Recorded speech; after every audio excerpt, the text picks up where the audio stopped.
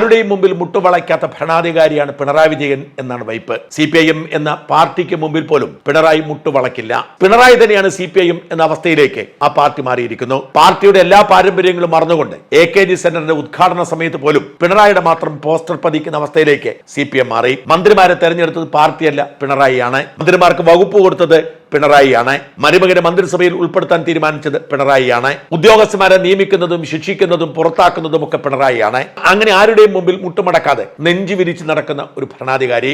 ചുറ്റുമിരിക്കുന്നവരെല്ലാം അഴിമതി കേസിലോ ക്രിമിനൽ കേസിലോ പ്രതിയായാലും, മകൾക്കെതിരെ ജാമ്യമില്ലാ വകുപ്പിൽ കേസെടുത്താലും, മകന്റെ അനധികൃത സാമ്പത്തിക ഇടപാടിനെ കുറിച്ച് ആരോപണമുണ്ടായാലും ഒക്കെ ചിരിച്ചുകൊണ്ട് നെഞ്ചു വിരിച്ച് നടക്കുന്ന പിണറായി. ആ പിണറായി ഒരാളുടെ മുമ്പിൽ മുട്ടുമടക്കിയിരിക്കുന്നു, ഒരു യുവ IAS കാരന്റെ മുമ്പിൽ. കോഴിക്കോട് കളക്ടറായിരുന്നപ്പോൾ കളക്ടർ ബ്രോ എന്ന് പേര് കിട്ടിയ തിരുവനന്തപുരംകാരനായ പ്രശാന്ത് എന്ന IAS കാരന് പിണറായി വിജയനെ കണ്ടുകൂടാ എന്ന് എല്ലാവർക്കും അറിയാം. അതിന് രണ്ടാണ് കാരണം. ഒന്ന്, കഴിവുള്ള നട്ടെല്ലുള്ള IAS കാരനാണ്. കഴിവും നട്ടെല്ലും ഒരുമിച്ച് വരുന്നവരെ പിണറായിക്ക് കണ്ടുകൂടാ. പിണറായി പറയുന്നിടത്ത് ഒപ്പുവെക്കുന്ന, പിണറായിയുടെ അഴിമതിക്ക് കൂട്ടുനിൽക്കുന്നവരെ മാത്രമേ പിണറായിക്ക് പിടിക്കൂ. അതുകൊണ്ട് തന്നെ പ്രശാന്തിനെ 7 അയൽപ്പക്കത്ത് അടുപ്പിക്കാതെ മാറ്റി നിർത്താൻ പിണറായി പരിശ്രമിച്ചിട്ടുണ്ട്.